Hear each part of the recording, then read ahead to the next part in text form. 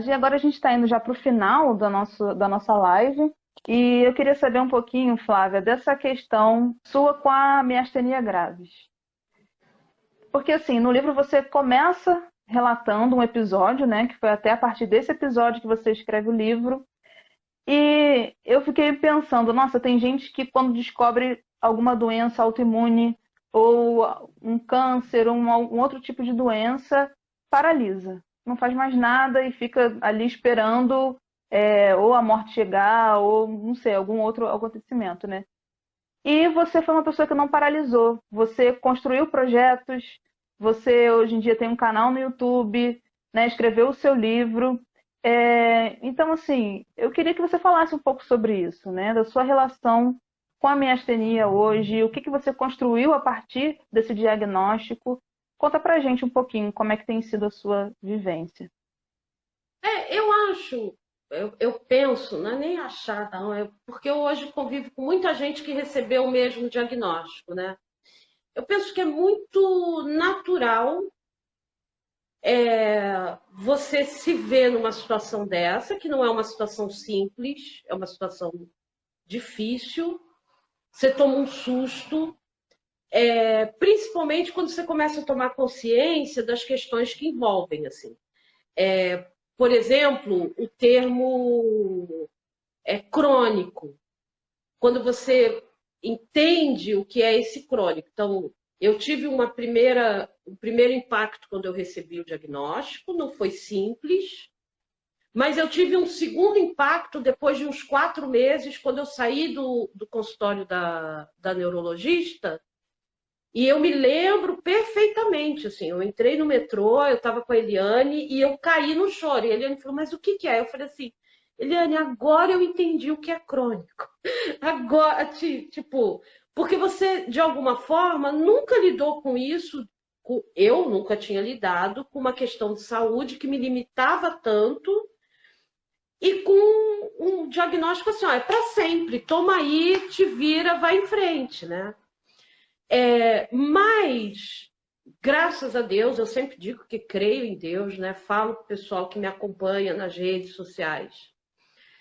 Eu estava vivendo um momento em que eu tive condições de parar, assimilar o que foi isso, eu me dei tempo, não é que foi assim, ah, tudo bem, veio a minha. Não, eu me dei tempo, eu pensei, o que, que aconteceu? O que foi isso que aconteceu comigo? E aí, para mim, nunca fez tanto sentido o versículo na fraqueza que sou forte. Na minha fraqueza que sou forte, porque a minha astenia causa fraqueza muscular. E eu me senti, eu vou te confessar, extremamente empoderada. Assim, nossa! É, percebi o vacilo que eu dei, o erro que foi com o tratamento que eu dei ao meu corpo. Eu tinha uma relação ruim com a minha saúde física, então eu estava tratando muito da minha saúde emocional e a minha saúde física se deteriorou.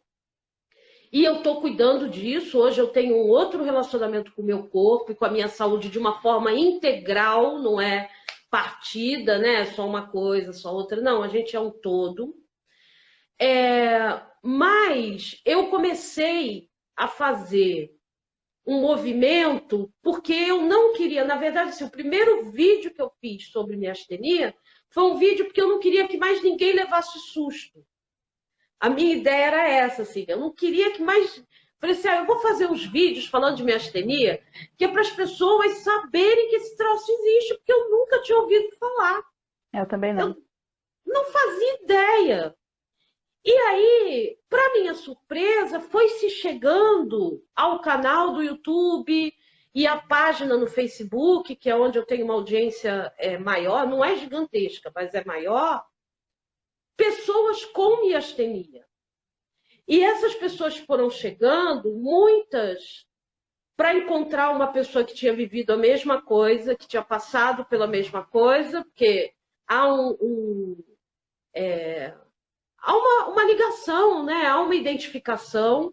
Algumas para procurar informação, porque não tem, não tem. E aí você começa a ver, eu comecei a ver, São dezenas. Hoje no Brasil estima-se que a gente seja uns 40 mil miastênicos, né? E assim, eu conheço um ou dois casos, de vários que eu conheço, que o diagnóstico foi rápido. Um ou dois, assim. Na maioria teve diagnóstico errado, teve receita errada, teve tratamento errado, pessoas que foram tratadas para outras doenças. E isso é uma coisa que eu me sensibilizo, né? Eu ontem estava conversando com os amigos e eu estava falando isso. A gente não pode perder a capacidade de se sensibilizar, é como eu creio. A gente não pode ser suscetível. Uhum. E é a mesma coisa na relação com o problema de saúde ou com a doença. Eu sou sensível a essa situação, até porque eu sinto a fraqueza. Então, é claro que eu sou sensível. Assim como eu sou sensível com a dor do outro. Assim como eu sou sensível com o calor que está fazendo. Eu sinto calor. Eu sou sensível. Mas o que a gente precisa aprender é não ser suscetível à doença, à dor do outro ou ao calor. Então, o dia está bonito, eu fico feliz, o dia está nublado, eu fico triste, a pessoa me conta uma história, aí eu fico arrasada, fico mal, ou eu sei que eu estou doente, aí eu não presto para mais nada, aí eu não sou mais nada. Não, ao contrário. Né? A gente tem que ser capaz, a cachorrada vai começar a latir, a gente tem que ser capaz de perceber, respeitar o que eu sinto. Eu me respeito muito agora, eu lido assim com muito respeito, mas lido também determinada a recuperar a minha saúde. Isso é uma coisa que eu não tiro do meu horizonte. Assim. Não, vou fazer coisas para recuperar a minha saúde. Agora, ainda que eu tenha que conviver muitos anos com a miastenia, Gisele, eu dou um propósito para isso, assim como eu quero dar um propósito para todas as dores que eu sofri. Então, assim, essas coisas, elas podem ser usadas para eu dizer para alguém assim, cara, é possível. Você não está bem? Você está sem esperança? Você não vê luz no fim do túnel? E eu sei que é possível se sentir assim, porque eu já me senti. Então, deixa eu te dizer uma coisa. Eu sei que você não vai acreditar, que não vai resolver muito eu dizer. Mas ouve o que eu vou te dizer. É possível. Dá para sair disso. Você tem miastenia, você está se sentindo fraco? A pergunta não é por quê. A gente não precisa, sabe, ficar se desgastando pelo porquê das coisas. Eu tenho isso, como é que eu lido com isso agora? E eu não vou ser suscetível a isso. Isso não determina quem eu sou. Eu sempre falo isso para os meus colegas de miastenia. Assim, eu falo assim, gente, a miastenia não determina quem nós somos. A médica virou para mim e falou assim, você pode mesmo, uma época que eu estava de licença, você pode mesmo sair, não sei o quê, tal, porque a sua doença é incapacitante, você agora é incapaz. Gente, vocês não têm ideia de como eu saí daquele consultório. Aquilo ferveu, eu não ouvi mais nada que ela falou. E não é que mexeu comigo no sentido de eu ficar mal, mas eu saí de lá pensando como é que esse negócio é incapacitante, eu agora sou incapaz, que história é essa? Eu falei uma meia dúzia de palavrão, mas que coisa nenhuma isso, gente, de jeito nenhum. E aí eu comecei a bater nessa tecla, a miastenia não determina a minha capacidade, nada pode determinar a sua capacidade.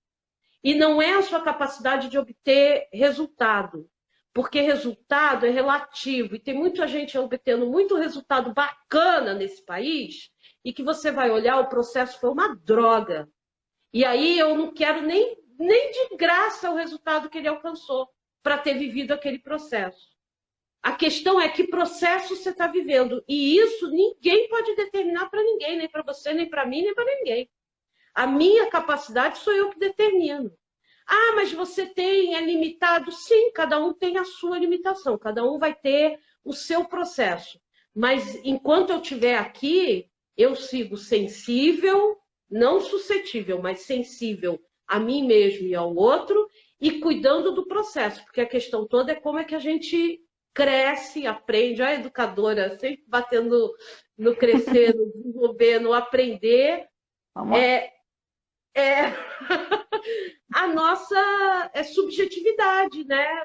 Como é que a gente desenvolve a nossa consciência? Maravilha, É, maravilha. É isso, é possível. é possível.